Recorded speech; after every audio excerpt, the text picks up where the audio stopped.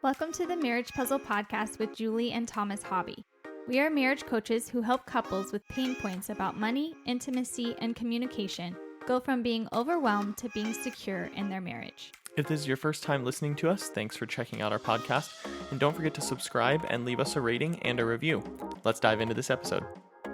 Hey everyone, as summer's coming to a close, we're excited for another podcast episode with you. We're going to be talking about communication because you guys know we're marriage coaches and our marriage packages, we have different options. One of our highest requested coaching subject to cover is communication. So if you're struggling in this area, know that you're not alone. Everybody, including Thomas and I, are always working on communicating better. The next highest subject that is requested from us to help with is money and sex. And so that's what we've been talking about the past 3 weeks. If you're just jumping in now, go back and kind of hear those episodes about money and marriage. And let's talk about sex is the title last week, because money, sex, and communication are what we believe is like a three-legged stool in marriages. And you have to have all three for your marriage to stand, because without it, it will get pretty wobbly. Yeah, totally. And in this episode, we're talking about communication. In fact, it's titled 3 Ways That You're Failing at Communication. And so That's so encouraging. Well, we're all failing. We're all failing. But we'll give you ways to help. I mean, I guess that's kind of true, right? Yeah. You know, if we're all always working on it, then, you know, none of us are perfect at it. So we've all got to get better. But anyway, so we're going to talk about 3 ways that couples fail to communicate properly in their relationship. And those 3 ways are, number 1, lack of one-on-one time together when you can talk and listen. Number 2, high expectation that one partner should just know what the other is thinking. And number 3, the unwillingness of one partner to consider the other's point of view. So let's tackle number 1 first. Lack of one-on-one time together when you can talk and listen. Yeah, marriage without communication, without, the exchange of thoughts or feelings or even emotions, it's really unsustainable. So you might find that you're not really mindful of making each other a priority, and then communication just starts to slip altogether. Right. And there's a really easy way to start to turn this around. If you're feeling like this is a scenario that your marriage might be fitting in, the easy way to start turning this around is schedule that one-on-one time. Now, we talk a lot about date nights on our podcast and things like that. And with this, we're not even saying take it that far. Like, that's great. But if you're feeling like you're not scheduling like you can't even have that one-on-one time to talk, then a date night might even be too difficult to get in right now. You might need to schedule 15 minutes or 30 minutes on your calendar to just be intentional about spending time together just to talk.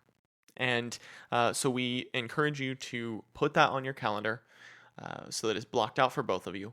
Avoid distractions, so put devices away. You know, if that's truly blocked out on your calendar, then it's blocked out just for your spouse. And then be consistent. So if you schedule it, this Thursday at 7 p.m., after dinner or once your kids are in bed, if you have kids, things like that, find that time and then try that every day, or at very least the same day every week if possible. We've had couples who someone travels for work and things like that, and we encourage you as often as possible to try to still maintain that consistency even during that time, and make sure that you are FaceTiming with each other to get that time in and keep the consistency with that one-on-one time. Yeah, I think if you're listening, you're like, I do have one-on-one time with my spouse. Like, we're good in this area. I would say I would have said that a couple months ago for our marriage, because we did but have... not anymore.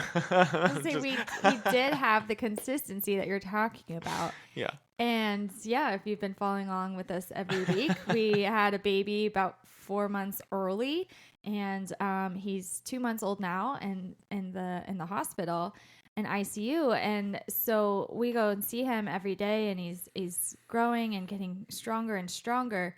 But then, like, we've gotten off with Our each routine's other, been shaken up. and our communication has been suffering because of that. And so what we thought was strong, in that three-legged stool, it's getting really wobbly because we haven't been able to be as consistent with just our simple face-to-face conversation.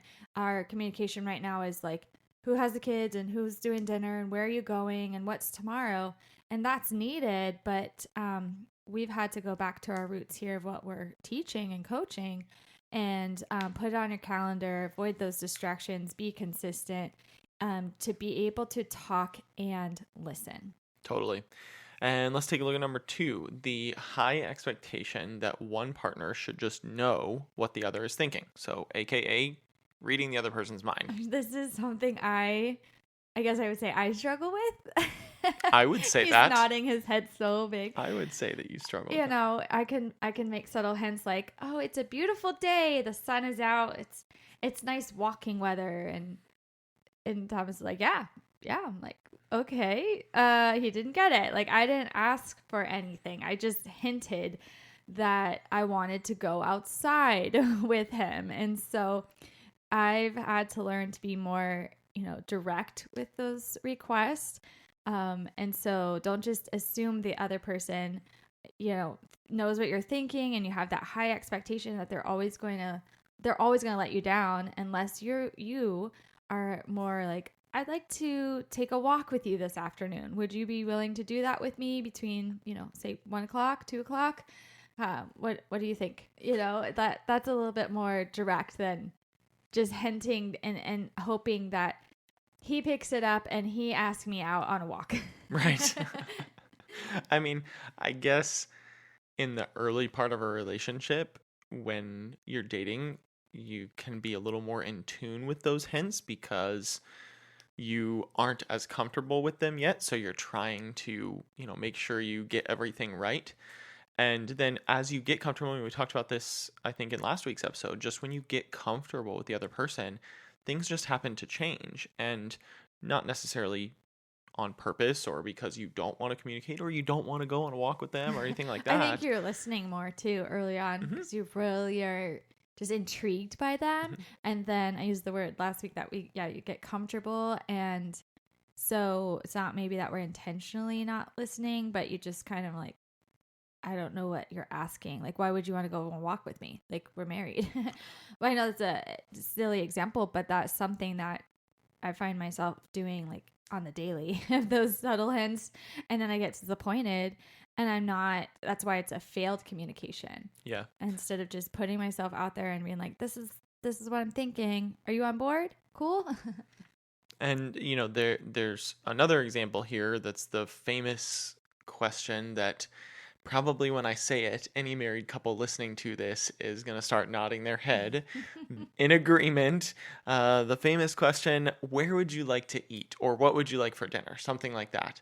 Now, 2 episodes ago, we talked about meal planning, so that can solve a lot of your problems. Go back and listen to that one, or 3 episodes, something like that. Go back and listen to the meal planning episode we talked about. But that will solve this a lot. But that question, if you're thinking about it the same way we are right now, a lot of times, we'll ask each other, what would you like to eat? Whatever. I'm kind of good with whatever. Okay, what about pizza? Nah, I'm tired of pizza. What about cheeseburgers? No, we just had that. Or like, then the list goes on. I mean, you just kind of start going through all these things, and it's like, well, then what do you want to eat? Like, that's the whole point. It's like, why are we fighting now? Why are we frustrated? Probably because we're hungry, hangry. but yeah. But so yeah, true. I mean, it's that question that, every couple probably deals with at some point, probably daily or at least weekly, that you're trying to go through, and it can turn out to be a stressful situation, but it's almost because we are trying to put our spouse's needs before ours almost to a fault. And so, like, if I'm asking you, what would you like to eat? I'm saying, I'm giving you the choice. That's how I'm interpreting it when I say it, is like, I want you to have what you want, and so You tell me. But then you do the same thing right back to me because you care so much about me. And now we're just in this, constant back and forth. Or if I want to, say that high expectations of you should know what I'm thinking, I can go, Right. I don't know. What do you want? And it's like, well, I just lied because I don't know. I probably do have an idea in my head. And I just threw it back to you. Like, what do you want? Which is a baited question to say, what do I want? But I want you to say it. Right. And I want you to read my mind. And then if we I just get in this weird cycle. Like, I hope you're laughing because Yeah. it's just what we do. Because then if I pick what I want, you're going to be grumpy at dinner because it's not what Yeah. you wanted. But I literally just said, what do you want? So hopefully you get the point. So our takeaway for this one is be specific, be honest. Like I said, don't lie on that. Like, I don't know if you do know. So be specific, be honest, and tell each other what you want rather than what you don't want. I think that's a positive spin on this. It's just easier instead of, or don't know, like, no, I don't want pizza. I don't want burgers. I don't want chicken again. Like, just what do you want? Yeah. I Or think that's a movie clip. yeah. What do you want? And even going back to your first example of like going out for a walk, be specific. Like you said, hey, I'd love to take a walk with you this afternoon. I mean, you already stated that, but just going back to being specific and making sure that it's crystal clear to the other person what you're looking for, because if you haven't figured it out by now in your marriage, whether you've been married for a day or 50 years, you can't read your spouse's mind. Just plain and simple. I wish you could, but yeah. Then, because we can't, kind of goes to number 3 of 3 ways. The third way that you're failing at communication is the unwillingness of one partner to consider the other's point of view. And when there's no communication in relationships, couples have no room to compromise. And if you can't meet in the middle on certain issues in your marriage, you're essentially invalidating your partner's wants, needs, and feelings. And those are some big words. Invalidating their wants, needs, and feelings. That's huge, but it's true. Mm-hmm. It's heavy because it's true. And, we don't want to do that. None of us has the intention to, hopefully you don't have the intention to invalidate your spouse's wants, needs, and feelings. If you do, there's something bigger going on there. But, ultimately, just as human beings, we don't naturally want to do that to somebody. Yeah, I think, like I said earlier, it's because we don't take the time to listen. Mm-hmm. So our takeaway here is to listen more and to seek to understand the other side. There's sometimes 3 sides to every story, what I say, what you say, and what really happened. So, if you're trying to learn the other person's point of view, you really have to listen and try to understand. If you just know that it's going to be a different point of view than you, mm-hmm. not necessarily a complete opposite, just different perspective, from a different personality, from a different human being, then you might have more grace and that you want to understand them instead of just having that conflict of why are you so different? And then you shut down and you don't communicate.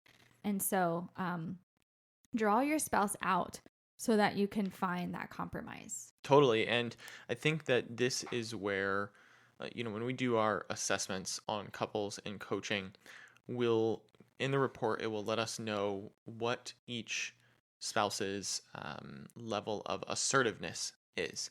And I think that comes into play a lot in this scenario.